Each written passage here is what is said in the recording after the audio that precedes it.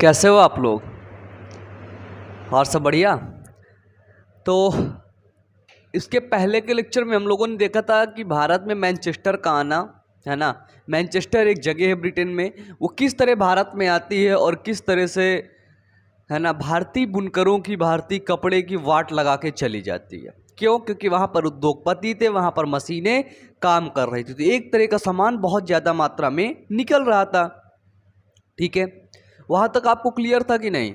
आप वहाँ पे मैं आपको एक क्वेश्चन बताया था, एक लाइन बोली थी कि भारत का कपड़ा सबसे अच्छा है। अंतर्राष्ट्रीय बाजार में किसने यह बोला था कि भारत का कपड़ा सबसे अच्छा है? किसने बोला था? इसकी मांग कभी भी कम नहीं होगी। ये लाइन किसने बोला था? जो बता देगा उसको मैं पिज्ज़ा पार्टी दूंगा, सच में कह रहा हूँ, पक्का। इस बार पक्का दूंगा, जो बता देगा। जल्दी बताओ, भारत का कपड़ा अंतर्राष्ट्रीय बाजार में कभी भी उसकी मांग कम नहीं होगी, किसने बोला था? बता सकते हो? यस यार, यू कैन डू इट, बता सकते हो तुम लोग। अब है भारत में फैक्ट्री का आगमन। ठीक है, भारत में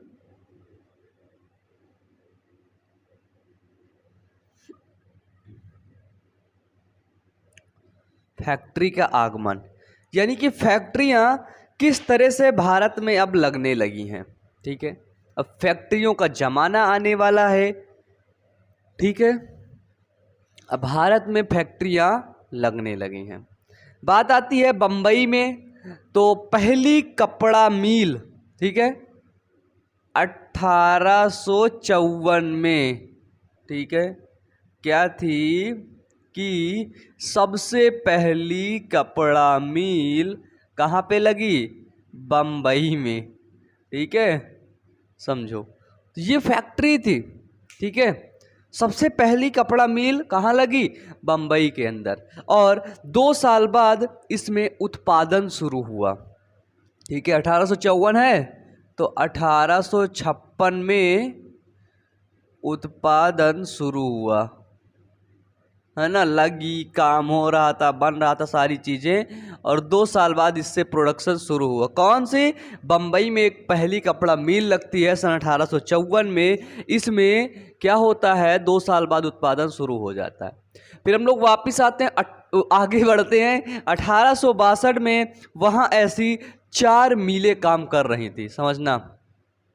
1862 में वहाँ ऐसी 4 मिलें काम कर रही थी।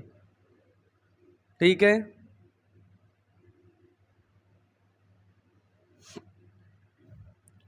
पहले एक थी, 1856 में चालू हुई, 1862 में वहां पर 4 मिलें काम कर रही थी। कितनी? 4 मिलें काम कर रही थी, समझ रहे हो। और ये बताया जाता है कि उसी समय, ठीक है, उसी समय यदि देखा जाए, बंगाल में जूट मिल खुलने लगी थी, है ना। कब? बंगाल में जूट मिल खुलने लगी थी। इसी समय पर बंगाल में जूट मिल खुलने लगी। मतलब हम लोग इधर देख रहे हैं बाबू कि बंबई का काम अपना अलग चल रहा है, उसी समय बंगाल में भी 1855 ईस्वी में पहली जूट मिल खुली, है ना।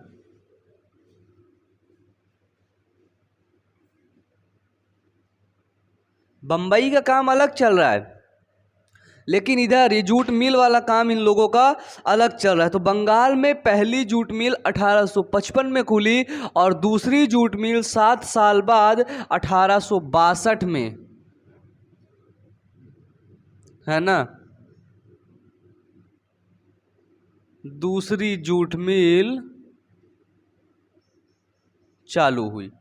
ठीक है, पहली जूट मिल से 7 साल बाद, ठीक है, सन 1862 में दूसरी जूट मिल क्या होती है वहाँ पे?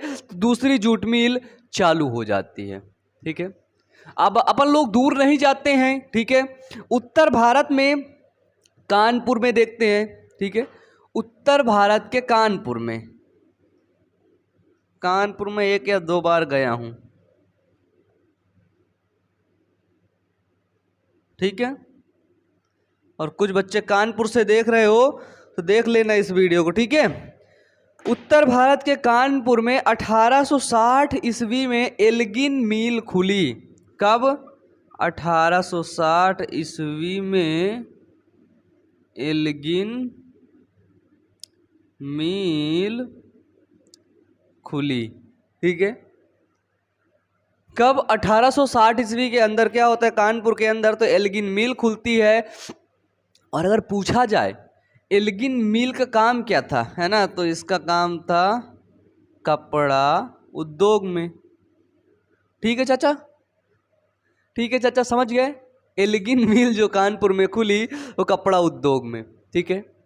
अगर पूछा जाए एल्गिन, यार ये अजीब नाम है, यहाँ नाम खुलती तो रामलाल मिल, है ना, और क्या, मुन्ना लाल मिल, है ना, टुनटुन लाल मिल, ऐसे करके खुलती, है ना, संतोष मिल, राहु मिल, ये मिल नाम से खुलती, है ना। लेकिन ये एल्गिन कौन था? तो एल्गिन जो था वो ब्रिटेन की महारानी जो थी उस समय, उनका पिता था एडवर्ड एल्गिन, ठीक है। ब्रिटेन की महारानी थी, उनका पिता था एल्गिन, ठीक है। फिर इसके साल भर बाद अहमदाबाद की पहली कपड़ा मिल खुलती है, ठीक है। फिर यहां से क्या होता है कि साल भर बाद अहमदाबाद की पहली कपड़ा मिल। सोचो यार कितनी मिल खुल रही हैं,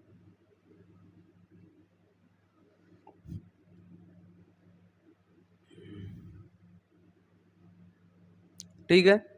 पहली कपड़ा मिल खुलती है। अब अगर हम देखें तो 1874 की बात है। 1874 में मद्रास में पहली कताई और बुनाई मिल खुल जाती है, ठीक है। कब?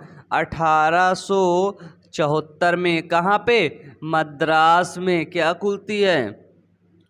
पहली कताई और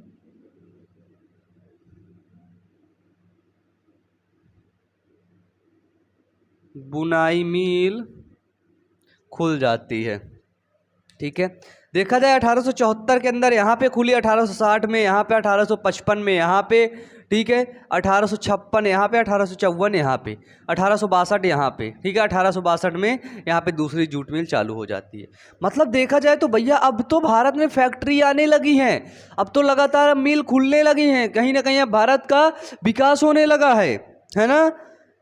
फैक्ट्रियों से जाहिर सी बात है विकास होगा, लेकिन पहले लोग सोचते थे क्या हो रहा है, सिर्फ और सिर्फ बुनकरों का नुकसान हो रहा है। अब आती है 18वीं सदी के आखिरी में। कब? 18वीं सदी के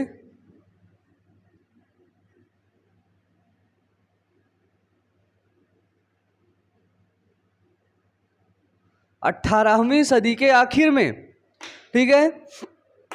अब अगर देखा जाए 18वीं सदी के आखिर में देखा जाए तो अंग्रेज भारतीय अफीम का चीन को निर्यात करने लगे, ठीक है।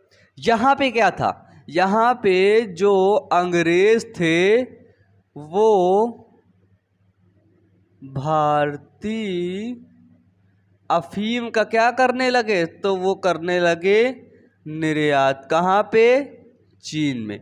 तो चीन उसके बदले में क्या देता था? तो वो देता था चाय, चीनी व अन्य ज़रूरत का सामान भेज देता था।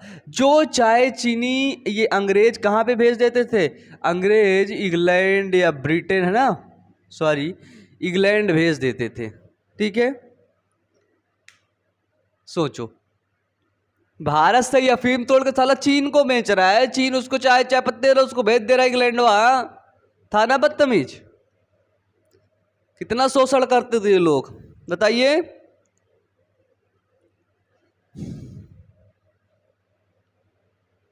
चाय देता था, चीनी तो नहीं लिख मेंशन करके रखा है, लेकिन जहां तक है वो भी आता रहा होगा, है ना।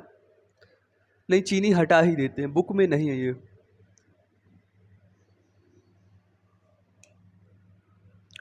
अन्य वस्तुएं लिखा है, चाहे वह अन्य वस्तुएं देता था उनको। बताओ चाचा, अंग्रेज सच में बहुत नालायक थे, उनकर कभी भी विश्वास नहीं करने लायक था। फिर अगर देखा जाए तो यहाँ पर 18वीं सदी के आखिरी में सबका व्यापार चल ही रहा था, ठीक है।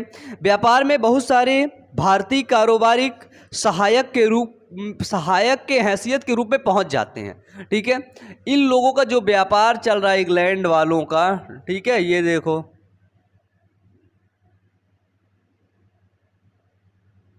ठीक है, ये है।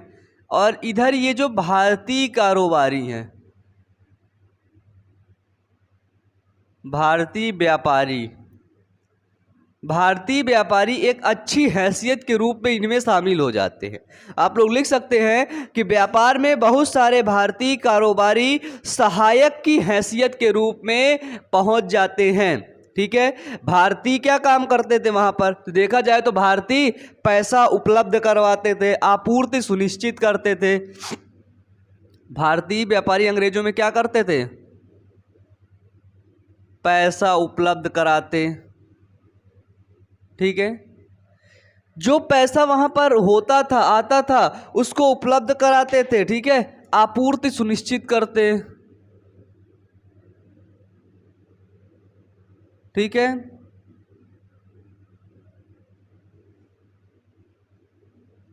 आपूर्ति मतलब कितना ज़्यादा वहाँ पे सामान आया है, नहीं आया, कम है, नहीं है, ठीक है। माल को जहाज़ों में लाद कर रवाना करते थे भारतीय व्यापारी लोग, है ना। क्या करते थे, तो माल को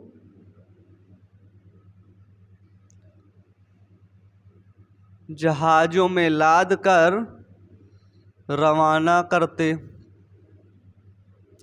ये काम था। लेकिन यहाँ पे कुछ व्यापारी, भारतीय व्यापारी ना सहायक की हैसियत के रूप में पहुंच जाते हैं, मतलब मेन बनने का प्रयास करते हैं और वो मेन यानी कि मुख्य बन भी जाते हैं, ठीक है। अब वहीं से तो गेम शुरू होता है, ठीक है।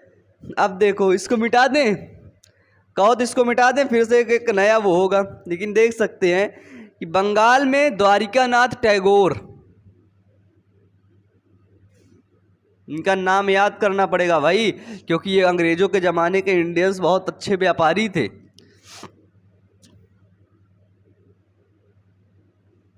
ठीक है। लिख लो अपनी कॉपी में तुरंत, समझो बस, नहीं कहानी तो है, ठीक है। बंगाल के अंदर द्वारिकानाथ टैगोर ने चीन के साथ व्यापार में खूब पैसा कमाया और उद्योग में खूब निवेश किया, ठीक है। ये जो बंगाल में जो द्वारिकानाथ टैगोर है, वो चीन के साथ मिल करके खूब पैसा कमाया। इसका व्यापार जहाँ तक है, कहाँ से था, वो चीन के साथ, है ना, चीन के साथ ये व्यापार करते थे द्वारिकानाथ टैगोर, और खूब इन्होंने पैसा भी कमा लिया, ठीक है। और फिर ये कई उद्योगों में द्वारिकानाथ टैगोर निवेश भी कर सकते हैं, ठीक है, करते थे।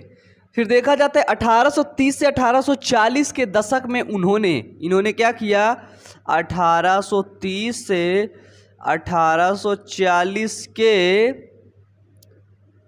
दशक में, ठीक है, ये इंपॉर्टेंट पॉइंट है, की पॉइंट है, याद रखना। 1830 से 1840 के दशक में उन्होंने 6 संयुक्त उद्यम कंपनियां लगा ली थी, ठीक है। इन्होंने क्या किया था, तो 6 संयुक्त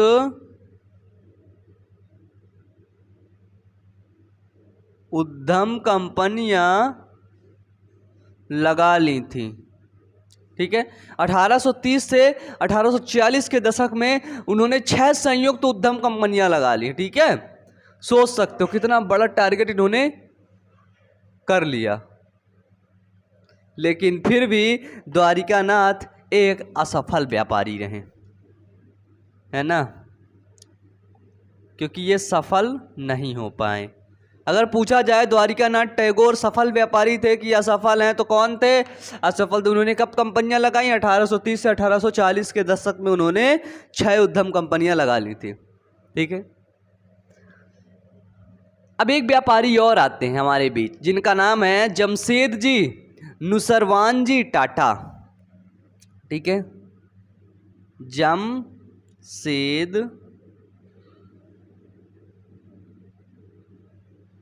जमशेद जी नुसरवान जी टाटा।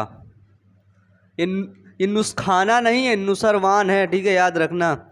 जमशेद जी नुसरवान जी टाटा, अगर इनको देखा जाए तो ये असफल व्यापारी नहीं थे, ये असफल उद्योगपति, सफल उद्योगपति थे, ठीक है। जमशेद जी नुसरवान जी टाटा एक सफल उद्योगपति थे, ठीक है, एक सक्सेसफुल बिजनेसमैन थे। लेकिन द्वारिका नाथ टैगोर एक अनसक्सेसफुल बिजनेसमैन थे, ठीक है। तो इन्होंने क्या किया था, जमशेद जी नुसरवान जी टाटा ने चीन और इंग्लैंड को कच्चा कपास निर्यात करके पैसा कमाया करते थे, है ना। इनका व्यापार किसके साथ होता था, चीन और इंग्लैंड के साथ, ठीक है। व्यापार किससे करते थे, ये कच्चा कपास का, ठीक है, ये उनका खुद का व्यापार था। चीन और इंग्लैंड से ये कच्चा कपास बेचते थे और उसी से ये पैसा कमाया करते थे। कौन, जमशेद जी नुसरवान जी टाटा, ठीक है। अब देखते हैं सन 1971 में क्या होता है। इसको मिटा दें, इधर का लिख लो जल्दी से, नहीं मिटा देंगे अभी, ठीक है।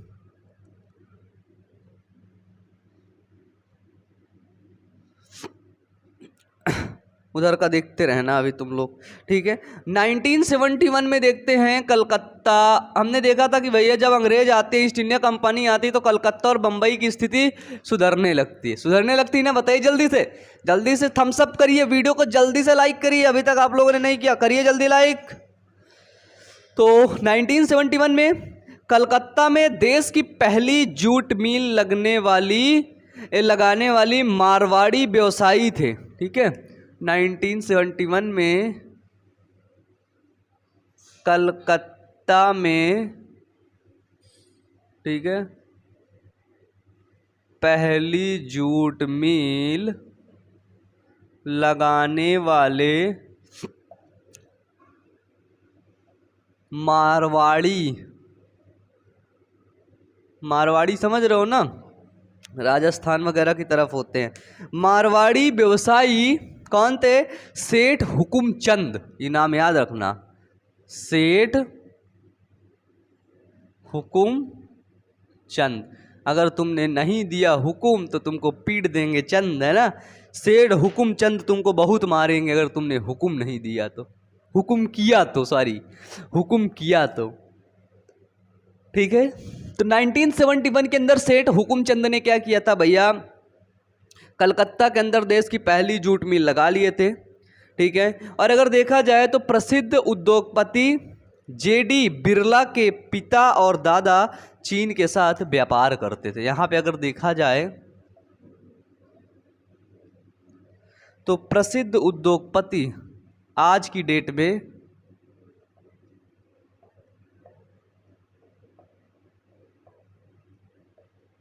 आप लोग बिरला का नाम सुन रखे होंगे, ठीक है। जेडी उद्योगपति, सॉरी, प्रसिद्ध उद्योगपति जेडी बिरला, ये आज इतने बड़े क्यों हैं, क्योंकि इनके पिता और दादा, ठीक है, पिता और दादा चीन के साथ व्यापार करते थे,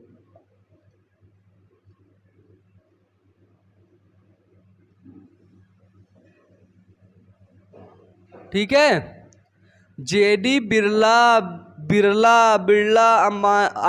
अडानी नाम कैसे आता, क्योंकि इनके पूर्वज, इनके पापा, इनके दादा लोग चीन के साथ व्यापार करते थे, इंटरनेशनल इनका बिजनेस था, इसलिए इनको सारी कुछ पता है चीज़ें, और आज ये सफलतापूर्वक वो बिजनेस रन कर रहे हैं।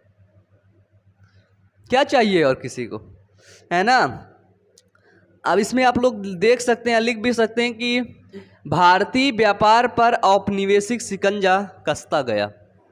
जो भारतीय व्यापार है उस पर औपनिवेशिक शिकंजा जो था वो कसता गया, वैसे वैसे भारतीय व्यवसायियों के लिए जगह सिकुड़ती गई। अब क्या होता है, अब कच्चे माल, अनाज, कच्ची कपास, अफीम, गेहूं और नील का ही निर्यात कर सकते थे जिनका अंग्रेजों को ज़रूरत थी। आप निर्यात किस चीज़ का करेंगे, जिनका अंग्रेजों की ज़रूरत है ना, नहीं तो अंग्रेजवा खुद मैनचेस्टर से मंगा लेते थे सारा सामान, और वो कहीं से मंगा लेते थे, तुमसे लेते ही नहीं थे। जिनको अंग्रेजों की ज़रूरत थी वही चीज़ वो करते थे, है ना। तो इस तरह करके क्या हुआ, धीरे धीरे अंग्रेजों की तरफ लोग बढ़ना शुरू हुए। ठीक है,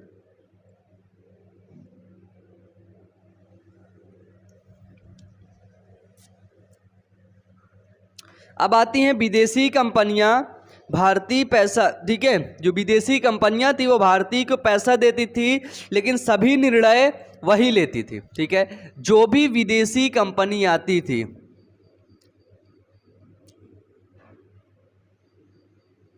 विदेशी या यूरोपीय कंपनी, वो क्या करती थी, भारतीयों को तो पैसा देती थी, लेकिन जो निर्णय होता था वहाँ का निर्णय वह खुद ही लेती थी। ठीक है, किसी को भारतीय को रखा नहीं था निर्णय लेने के लिए कि कोई भारतीय भी आकर के निर्णय लेगा। ठीक है, इससे क्या हुआ, इसमें भारतीय व्यवसायियों को शामिल नहीं किया गया।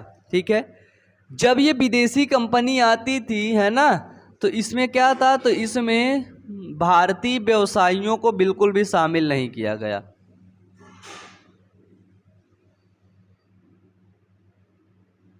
भारतीय व्यवसायियों को शामिल नहीं किया गया।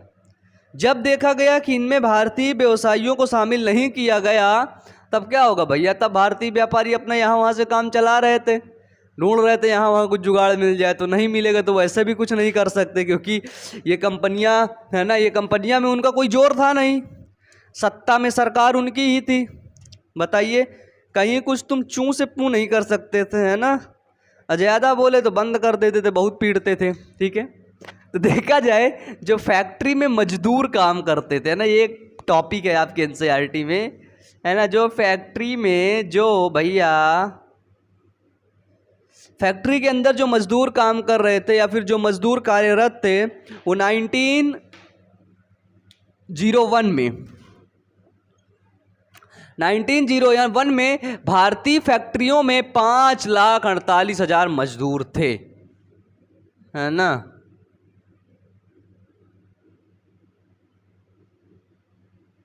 भारतीय फैक्ट्रियों में 5,48,000 मजदूर थे। कब? 1901 ईस्वी में भारतीय फैक्ट्रियों में 5,48,000 मजदूर थे। ये देखा जाए 1946 में तो 24,36,000। ठीक है, 1946 में देखा जाए तो कितने मजदूर थे, 24,36,000 मजदूर थे। ठीक है, देख लो 1901, 46, 45 साल बाद देखो कितने हजारों से 5 लाख से 24 लाख पहुंच गए। ठीक है, यही लोग फैक्ट्री को चलाते हैं। आज हमारे पास ये मार्कर आसानी से आ जाता है, ये वॉच आसानी से आ जाती है, टी शर्ट आसानी से, ये माइक आसानी से, ये कैमरा आसानी से आ जाता है, ये लैपटॉप आसानी से आ जाता है। ठीक है, लाइटिंग आसानी से आ जाती है। इनके लिए कौन काम कर रहा है? वही मजदूरी तो काम कर रहे हैं, तभी तो ये आ रहा है। सोचो एक बार। ठीक है, आगे चले। फिर देखिए, इसमें यह था कि मजदूर आखिरकार इतने ज़्यादा आते कहाँ से थे? तो भैया ये जो मजदूर थे ना, वो आसपास के इलाके से ही चले आते थे। ठीक है, पता चला कि भैया वहाँ फैक्ट्री खुल गई, गांव घर में कोई काम वाम नहीं है, चल गए फैक्ट्री में। ठीक है ना। ज़्यादातर औद्योगिक इलाके के मजदूर आसपास के ज़िले से ही आते थे। अगर देखा जाए 1911 में, ठीक है, 1911 ईस्वी में यदि देखा जाए, 1911 ईस्वी में मैंने आपको बताया कि बम्बई में सूती कपड़ा उद्योग में जो मजदूर थे वो 50% मजदूर आसपास के ज़िले से आए थे। ठीक है, 1911 में जो बम्बई में सूती कपड़ा मिल के जो मजदूर थे वो आसपास के जिला एक रत्नागिरी है, ठीक है, वो एक आसपास के जिला रत्नागिरी से आए थे वो लोग, वो मजदूर, ठीक है। तो हम लोग देखते हैं जहाँ पर औद्योगिकीकरण का विकास होता है उसी के आसपास से मजदूर वहाँ पर पहुँच जाते हैं, ठीक है। जैसे कानपुर में देखा जाए, कानपुर में खूब मिल वगैरह हैं, तो कानपुर में जब मिल खुली, कौन सी खुली, एल्विन मिल, ठीक है। जब एल्विन उद्योग खुला, एल्विन मिल खुली, एल्गिन मिल खुली, तो क्या होता है वहाँ पे एल्गिन मिल के अंदर कि जो उसमें जो काम करने वाले मजदूर हैं ना वो आसपास के गांव से आते हैं, ठीक है, वो कहीं बाहर से नहीं आते, इसको मिटा दूं मैं, ठीक है। तो वो कहीं बाहर से नहीं आते थे, आसपास के एरिए से ही वो चले आते थे, ठीक है, समझ गए ना यहाँ तक। वैसे यहाँ तक कोई दिक्कत हो ही नहीं होगी, इतना ज़्यादा, ये इतना ज़्यादा कठिन नहीं है ये, ठीक है। इसके आगे वाला एक जो वो बचेगा वो बहुत खतरनाक है, ठीक है। चलिए अब देखो, अब भैया फैक्ट्री खुली है तो इन मजदूर को लाएगा भी तो कौन, अगर आसपास के जिले के मजदूर नहीं आ रहे, कोई दिक्कत हो रही, कम पड़ रहे हैं, तो लाएगा कौन, उनके लिए एक रखा गया जॉबर, समझना है। एक गुमास्ता था, कौन था, गुमास्ता, उधर गुमास्ता भी ऐसे ही काम करता था, ये जैसे जॉबर, ठीक है, गुमास्ता का मान लो बिल्कुल भाई था ये जॉबर। जॉबर क्या था, तो जॉबर उद्योगपति नए मजदूर की भर्ती के लिए था, ठीक है। जॉबर किसके द्वारा रखा जाता था, वो उद्योगपति के द्वारा रखा जाता था। क्यों रखा जाता था, तो वो नए मजदूर के भर्ती के लिए रखा जाता था, ठीक है। नए मजदूर वो लेकर के आए, भर्ती करवाए, है ना, गांव में आसपास लोगों को लाता था, गांव के आसपास लोगों को लाता था, है ना, यही जॉबर, है ना, लोगों को भरोसा दिलाता था, ठीक है, कि चलो भैया वो फैक्ट्री है वहाँ पे बहुत अच्छा काम मिलेगा, बहुत अच्छे पैसा मिलेगा, ठीक है। तो क्या करता था, लोगों को भरोसा भी दिलाता था, कौन, जॉबर, ठीक है। ये देखो पहले गुमास्ता भी अच्छा था, तो पहले देखो ये जॉबर भी अच्छा है ना, ये अच्छा है, ठीक है। फिर जॉबर क्या होगा, जॉबर भैया देख रहा है मजदूर आ रहे हैं उसके पैरों में पड़े, भैया भैया नौकरी दिलाए दो, भैया नौकरी दिलाए दो, तो जॉबर क्या हुआ, जॉबर धीरे धीरे ताकतवर और मजबूत व्यक्ति बन गया। ये जॉबर क्या हुआ, धीरे धीरे ताकतवर और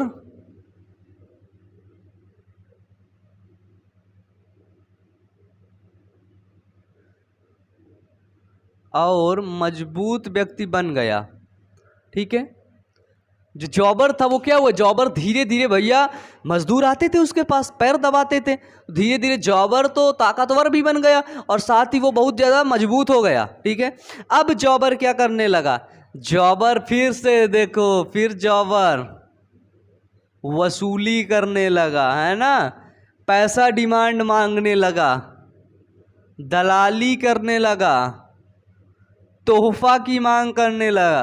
तोहफा मतलब समझ रहे हो कि भैया देखो 10 मजदूर है काम के लिए आए हैं, तो बोलेगा ठीक है, जो मुझको तोहफा देगा उसी को मैं जॉब दिलाऊंगा, नहीं दिलाऊंगा, तो बोलता था भैया मैं तोहफा दूंगा, मुझे दिला दो, मुझे बहुत ज़रूरी है। तो वहाँ जाता था, 500 रुपये का काम करता था, 200 रुपये का तोहफा इसको जॉबर को देता था, तब जा कर के नौकरी करने देता था, नहीं तो फिर वो उद्योगपति के पास जा कर के भगा देता था कि ये नौकर अच्छा नहीं है, ठीक है।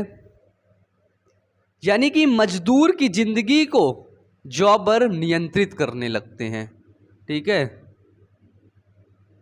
मजदूर की जिंदगी को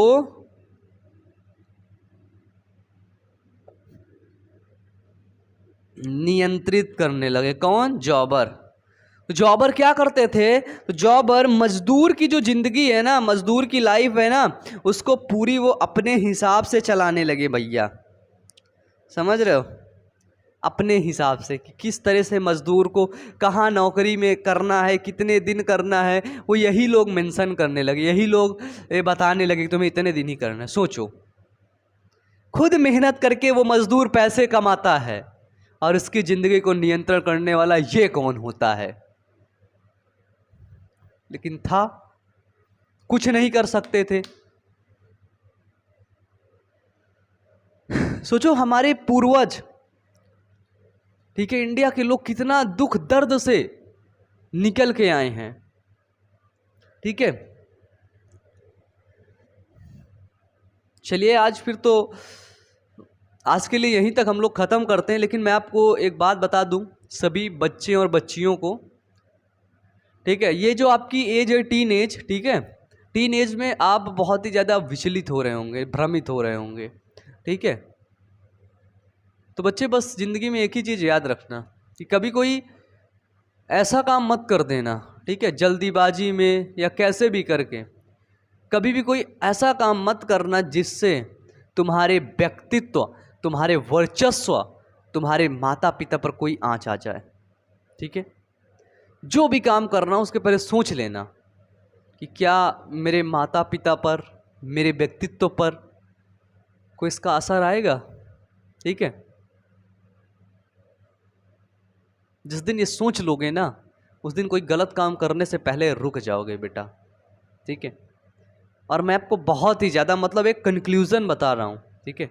आज जो अपोजिट जेंडर अट्रैक्शन हो रहा है ना, मेल को फीमेल मेल पर, है ना, मतलब बहुत ही ज़्यादा, ठीक है। अपने पास तो ठीक है, बाहर जा कर के देखो इतना ज़्यादा, मतलब देख के कसम से कहता हूँ रोना आता है कि आज हमारा इंडिया जहाँ पर इतने ढेर सारे यूथ हैं और आज ये यूथ इस चक्कर में पड़े हुए हैं, इस चक्कर में वो अपनी ज़िंदगी बर्बाद कर रहे हैं। नहीं बच्चे, आज वो समय है कुछ कर दिखाने का, आज वो समय है कुछ पाने का, और आप अपनी एनर्जी को इधर उधर मत वेस्ट करिए, ठीक है। एक बात याद रखना, अपनी एनर्जी को एक जगह इधर उधर नहीं वेस्ट करना है, उसको कंसिस्टेंट एक जगह अपने फोकस पर, अपने गोल पर वेस्ट करना है।